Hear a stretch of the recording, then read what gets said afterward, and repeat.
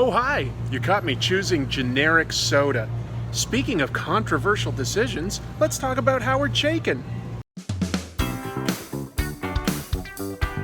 Comic tropes. Comic tropes.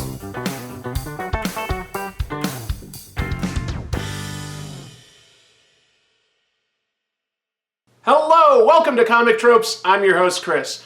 This episode was sponsored by Mark Lawrence, one of my patrons on Patreon. I have a reward tier there where if you support it, you can choose the topic of an episode, and Mark has done that here. Thank you, Mark, and thank you to all my patrons. You help make this show possible. So, until the 1990s, it was definitely tough to own your own creations in comics. That's a tough path. Up until then, you might have some small press companies that would give you an opportunity, but mostly you'd have to figure out a way to self-publish.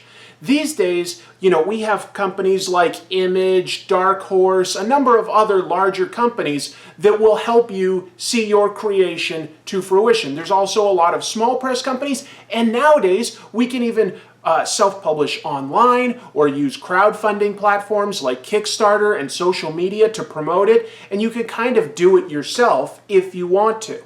But until the 1990s, when Image Comics really took off, that was a much harder path. And the creator we're talking about today did a lot to progress creators' rights, while at the same time being a very controversial figure, although he's very well respected in the industry. That's right, today we're talking about Howard Chaykin. Born in 1950, Howard Chaykin was raised in a turbulent home, but his adoptive father, who Chaykin described as nutty and cruel, encouraged his interest in drawing and provided him with sketchbooks regularly. By age 19, after trying 1 year of college, Chaykin was living and working in New York City, looking to break into comics. He heard a rumor that artist Gil Kane's assistant had suddenly dropped dead from a heart attack at the young age of 23. So he called up looking for work and got hired as a new assistant for artist Gil Kane. To this day, Chaykin still credits Gil Kane as being his mentor. He describes his introductory work to comics as mostly pasting up word balloons and applying Zipatone. I am a big fan of Zipatone and products like it. It's essentially acetate sheets with patterns on them, usually small dots, and you can use it to indicate shadow or texture. A lot of American comics don't really use that anymore because we have all sorts of digital techniques available to us at this point, but indie comics in the 80s that were black and white used it a lot, and so does manga these days. Because that's mostly black and white. So it can look fantastic. I love the look of it. Howard Chaykin loves the look of it, and he will still sometimes use it in his work. He probably used it most prominently in his 1983 series American Flagg. We'll talk more about that later. Shortly after working for Gil Kane, Chaykin got hired as an assistant for the legendary artist Wally Wood. He also got some of his own work published in fanzines, sometimes under the pseudonym Eric Pave. Chaykin did some illustration assistance for Wally Wood on Shattuck, an adult-themed Western comic published in the military newspaper Overseas Weekly. By 1972, he began formally apprenticing for Neal Adams, working in Adams' home in the Bronx. This led to Chaykin doing some minor work at DC Comics in the early 70s, but killed his interest in superheroes. Chaykin said, quote, "I lost any interest whatsoever in superhero comics. I'm not a horror guy, and I don't know what the hell to do. What I wanted to draw is guys with guns, guys with swords, and women with big tits, and that was the extent of my interest in comics at the time." And that's very much the direction that Chaykin's career took. He likes to illustrate some fantasy and sci-fi. He likes swashbuckling, pirates with swords. He likes men of action that are quick with their guns. It is interesting in that Chaykin will describe himself as a liberal, and yet a lot of the characters that he works on will appeal to those that are more conservative. Characters like, the Punisher. He's worked on him several times. So Chaykin is a contrarian, and I don't claim to fully comprehend his personal politics. Anyway, let's take a look at his work in the 70s, which very much set the template for the rest of his career. Chaykin broke into mainstream comics doing short stories at DC Comics thanks to Neal Adams, including working on the fantasy character Ironwood in 3 issues of Weird Worlds. He then started working at Marvel alongside Neil in 1974 on stories like Killraven. In 1975, Chaykin developed an original character, a mercenary named Scorpion, for Atlas Seaboard, a new comics company built by former Marvel Comics founder and publisher Martin Goodman. Atlas offered some of the best pay rates in the industry at this point in time, and they were also one of the few companies that would let their creators own their creation. They didn't last that long, but they were definitely a big pioneer in evolving creators' rights, and Howard Chaykin was a big part of it. In 1976, Chaykin was selected by Marvel to illustrate a new comic book based on an upcoming sci-fi movie called Star Wars. His first piece of art for Star Wars was this movie poster, which was shown at Comic-Con in 1976. No one at the time knew how big Star Wars would become, but Chaykin was in the right place at the right time. Licensed books typically paid less on page rates and royalties because they usually sold less than standard superhero titles. Star Wars was the rare exception, and while Chaykin's style would evolve into harder lines and more experimental panel arrangements, he was young and talented and suited Marvel perfectly for Star Wars. Chaykin enjoyed the heroes and enemies, but without handy reference, tended to exaggerate the action and violence beyond what we're all used to seeing from Star Wars. The early Star Wars comics were a lot of fun and a bit funny in retrospect with their guesses at what the tone of Star Wars would be. The first issue's cover asks whether Luke Skywalker will save the galaxy or destroy it. Issue 2's cover has Luke yelling at Obi-Wan to swing his lightsaber as the two cut down a horde of alien monsters. And Chewbacca never quite looked right, coming out something more like Sasquatch or an angry howler monkey on steroids. Chaykin illustrated the first 10 issues of Star Wars, then moved on to work on more adult-themed projects, which is where his passions lay, including Cody Starbuck, a space pirate he created, and the mercenary Dominic Fortune for Marvel Comics, based strongly on his previous character Scorpion. In fact, many critics have noted how a lot of Howard Chaykin's heroes look a little bit like an idealized version of himself. Ironwood, Cody Starbuck, Scorpion, Dominic Fortune, they all sort of share a look with Chaykin. Hey, they say draw what you know. At least Howard Chaykin didn't draw women to look like him, like some other artists. Oh. While Star Wars is probably Chaykin's best-known mainstream work, he contributed to another important movement in comics in 1978. Chaykin met along with many of his contemporaries, including Neil Adams, Steve Ditko, Len Wein, Marv Wolfman, Chris Claremont, and many more, in an attempt to form a union, asking for minimum set page rates. Unfortunately, the union failed to coalesce, but Chaykin remained committed to making his own properties throughout his career, mixed with work for mainstream publishers for the pay. For instance, he contributed a fully painted Cody Starbuck story to Heavy Metal magazine in 1981. His biggest independent work was 1983's series American Flagg for First Comics. First Comics began publishing in 1983, taking advantage of the new opportunity to sell comics to the direct market, or straight to comic book stores. This allowed the publisher to bypass the Comics Code and focus on more mature-themed content that the creators also retained ownership on. Chaykin was among the largest names at the time, with other titles by First including Steve Rude's Nexus and Jim Starlin's Dreadstar. American Flagg is a story set in the future of 2031, where the American government has relocated to Mars and left the country in the hands of the massive conglomerate known as the Plex. Reuben Flagg plays a former TV star drafted into the Plexus Rangers, who discovers subliminal signals being sent through the TV that incite violence among gangs. He begins the process of uncovering corruption and keeping his Chicago Plex Mall safe. The social satire of Watchmen and Dark Knight Returns and RoboCop is absolutely beaten to the punch by American Flagg a full 3 years before them. It's a cynical look at America through a bit of a sci-fi James Bond lens. American Flagg went for 50 issues, but the first 12 by Chaykin are probably closest to what his personal vision for the book was. It's a very satirical and cynical book, but that satirical edge helps make the cynicism a lot more palatable. The hero of the book is a man of action that looks a lot like Chaykin himself. He beds women and he fights people constantly. It's actually a lot of fun, but it does have something to say as well. The book itself is noted for Chaykin's experimental panel layout. It's noted for his use of a dual narrative structure a lot of times, and of course for the evolution of his personal style into harder-edged lines. It also takes advantage of using zipatone, as I mentioned previously. I kind of like that.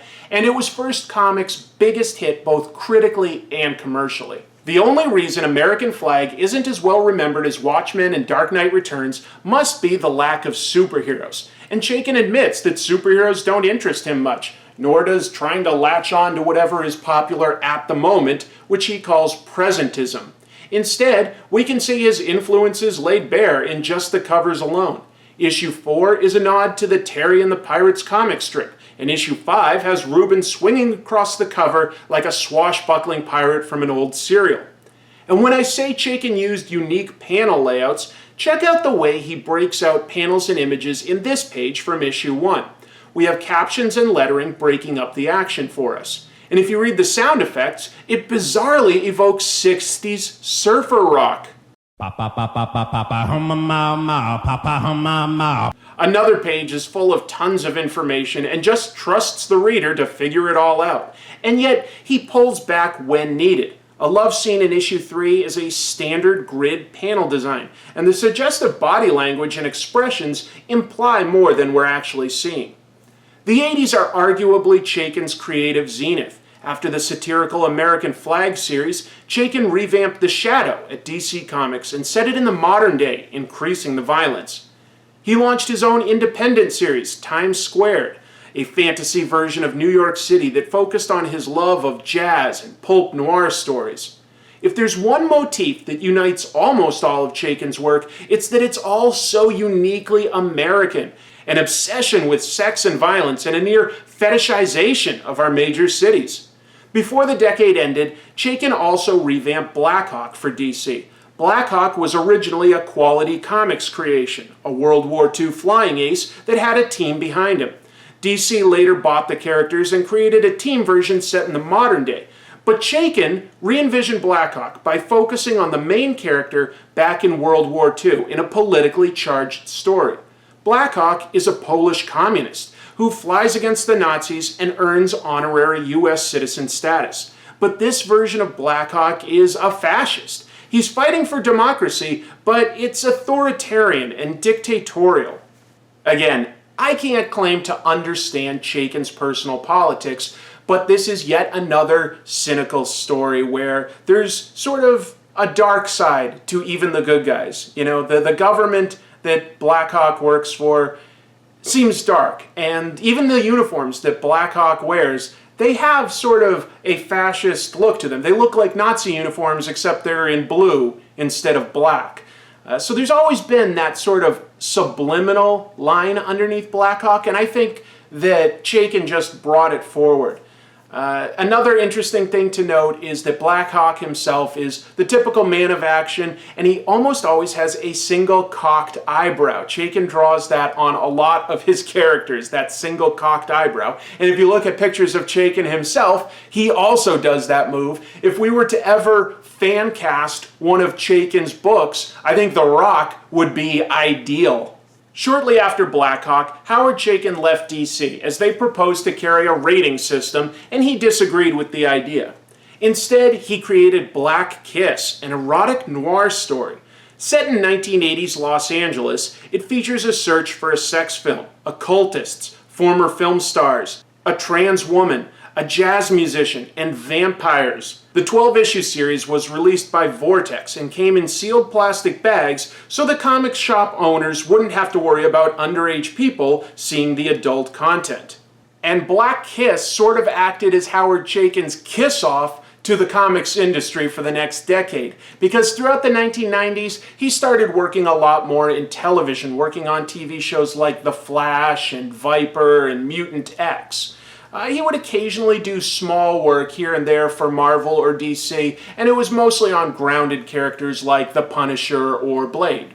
Staying true to his desire to focus on his own creations, he recently launched his own creator-owned series through Image called The Divided States of Hysteria. It's an extremely cynical look at America just slightly in the future, an America dealing with extreme violence, terrorism, and hate groups. It started out controversial, and ultimately publisher Image agreed to recall issue number 4 based on its cover. The cover featured a Southeast Asian man lynched, with genital mutilation and slurs scrawled across his chest. A previous issue showed a trans woman become the victim of a savage beating. She was a sex worker and a criminal. When I said Chaykin's politics were beyond me, this book is what I'm talking about. I'm not sure who it's really for. Does our country have problems? No question. I just see this cynical take, and it really does come across as transphobic and xenophobic. I don't think that's who Chaykin is, but that's what I see in this comic. So I have a theory on why Grandpa Tryhard was making this comic that seems to be aimed at just being edgy. And that is this. At the same time that this comic was coming out, Howard Chaykin was securing a deal to develop American Flagg into a TV show. I sort of suspect that he may have tried to push the boundaries of what he does in this comic so that he got his name in the news, and it helped as promotion for the TV show to get that deal done. Is that cynical of me to speculate on? Yeah, it is, but no more cynical than Howard Chaykin's work. So not everything Howard Chaykin has done appeals to me personally, but I do think he's talented. I think my favorite thing by him is American Flagg.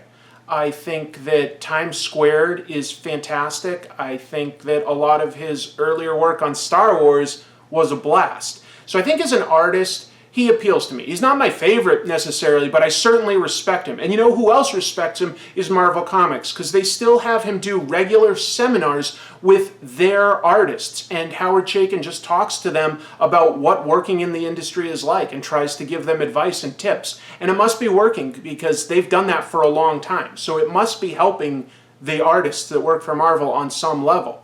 That's impressive. It's impressive that he's had such a long career and that he's constantly worked to create his own creations. He constantly works to, own what he makes and put his vision out there into the world. So, he definitely has his fans. I'm sort of a half fan, you know what I mean? I'm a casual fan. I respect his art. I respect some of his writing. Certainly American Flagg. Blackhawk is good. Times Squared is good. Some of the edgier stuff, or at least the perceived edgier stuff, doesn't speak to me personally. I'd be curious if maybe it speaks to you. I would love to hear different opinions on this.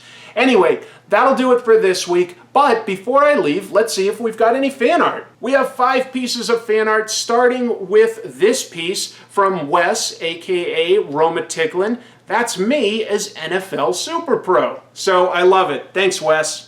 Brian McCann sends in this one, which he calls Captain Comic Tropes, the Crusading Chrome Critic. Perfect. Tom Brooks envisions me as having Doctor Strange's powers. And folks, Tom is 11. Tom, this is fantastic. Keep drawing. You have skill. Doomed Jester sends in this riff on the famous Amazing Fantasy number 15 cover with Ben Reilly carrying me around, which seems fun. Finally, Lars Canty sends in this gorgeous piece showing my sidekick Infotron lovingly carrying me around. This should be a poster in comic shops everywhere. So now we draw a winner for a Gachapon prize that I picked up in Japan. I've got tons of Gachapons in here, all sorts of different kinds. And so let's see.